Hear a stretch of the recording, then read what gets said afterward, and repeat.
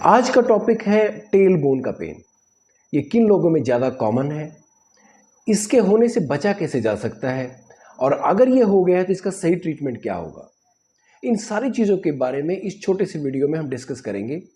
तो ये वीडियो आप पूरा देखें ताकि आपको सही जानकारी प्राप्त हो। टेल बोन यानी जिसका मेडिकल टर्म में नाम है कॉकिक्स बोन, इसके पेन को कॉकिक्सोडीनिया बोलते हैं। ये दो टाइप का हो सकता है, एक्यूट कॉकिक्सोडीनिया एंड क्रॉनिक कॉकिक्सोडीनिया। एक्यूट यानी जिनका पेन अभी अभी स्टार्ट हुआ है, और क्रॉनिक कॉकिक्सोडीनिया जिनका काफ़ी लंबे टाइम से पेन चल रहा है।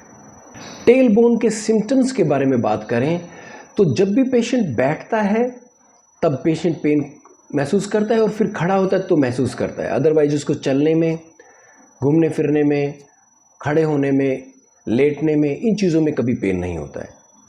कॉकिक्सोडीनिया यानी टेल बोन के रीजन्स अगर फाइंड आउट करते हैं तो उसमें सबसे मोस्ट कॉमन रीजन मिलता है ट्रॉमा। यानी पेशेंट जब भी फिसल के हिप के ऊपर गिरता है तो मोस्ट कॉमनली इंजरी उसको कॉकिक्स बोन की होती है, जो टेल बोन बोलते हैं। ये लास्ट की दो छोटी छोटी बोन्स हमारी लिगामेंट से जुड़ी होती हैं। तो जब ये लिगामेंट का इंजरी हो जाती है तो ये कॉकिक्सोडीनिया यानी टेल बोन का पेन स्टार्ट होता है। जब भी हम बैठते हैं हमारी 3 बोन जमीन पे टिकती हैं या सीट पे टिकती हैं, जिसमें से 2 बोन हमारी इस्चियल ट्यूबरोसिस हैं और एक टेल बोन है। तो जब भी पेशेंट बैठेगा इंजरी के बाद तो ये लास्ट की 2 बोन्स मूवमेंट करेंगी, और जब भी खड़ा होगा तो फिर ये वापस मूवमेंट करेंगी। यही मूवमेंट पेशेंट को बैठते हुए और खड़े होते हुए पेन का एक कारण होता है। कुछ लोगों में क्रॉनिक कॉन्स्टिपेशन के कारण, बार बार ओवर स्ट्रेच के कारण लिगामेंट की इंजरी हो जाती है, जिसके कारण ये कॉकिक्सोडीनिया बनता है।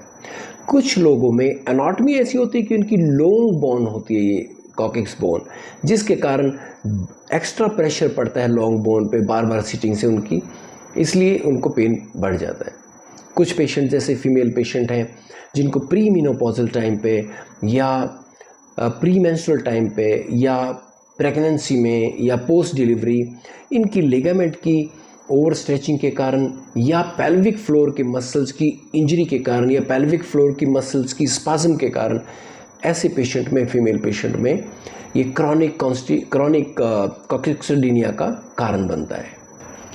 कॉकिक्सोडीनिया यानी टेल बोन की ट्रीटमेंट की अगर बात करें तो इसमें 3 टाइप के ट्रीटमेंट हैं। कंजर्वेटिव ट्रीटमेंट, जिसमें कुछ एंटी इन्फ्लेमेटरी मेडिकेशन दी जाती हैं, कुछ pelvic floor muscle strengthening exercise बताई जाती हैं, कुछ पेल्विक टिल्ट एक्सरसाइज बताई जाती हैं, और कुछ परहेज बताए जाते हैं, जिसमें मेन परहेज है कि आपको लॉन्ग आवर सिटिंग से बचना है।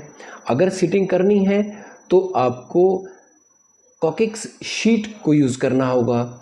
इस शीट का यूज़ आपको 6 हफ्ते से लेकर 3 महीने तक जरूर करना होगा। दूसरा ट्रीटमेंट है, अगर फर्स्ट कंजर्वेटिव ट्रीटमेंट फेल हो जाता है, यानी उसका कुछ रिजल्ट हमें नहीं मिलता है या पेशेंट ज़्यादा प्रिकॉशंस नहीं ले पाता है, तो सेकंड ट्रीटमेंट रहता है इंजेक्टेबल ट्रीटमेंट, जिसमें हम लोकल साइट पे यहाँ पे स्टीरॉयड का इंजेक्शन इंजेक्ट करते हैं, और मोर देन 90% पेशेंट सिर्फ एक इंजेक्शन से ठीक हो जाते हैं। इस इंजेक्शन को हम रिपीट भी कर सकते हैं।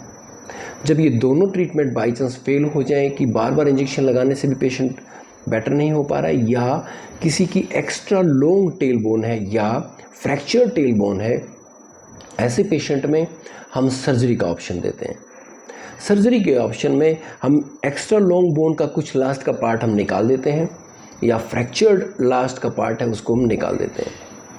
हालांकि सर्जिकल ट्रीटमेंट रेयरली इसका ज़रूरत पड़ती है, और कंजर्वेटिव ट्रीटमेंट से ज़्यादातर पेशेंट ठीक हो जाते हैं। आशा है टेल बोन के ट्रीटमेंट के बारे में आपको कुछ हद तक मैं जानकारी ज़रूर दे पाया होगा। ऐसे ही बोन जॉइंट और हेल्थ वीडियोस देखने के लिए आप हमारे चैनल को लाइक, सब्सक्राइब जरूर करें। Thank you.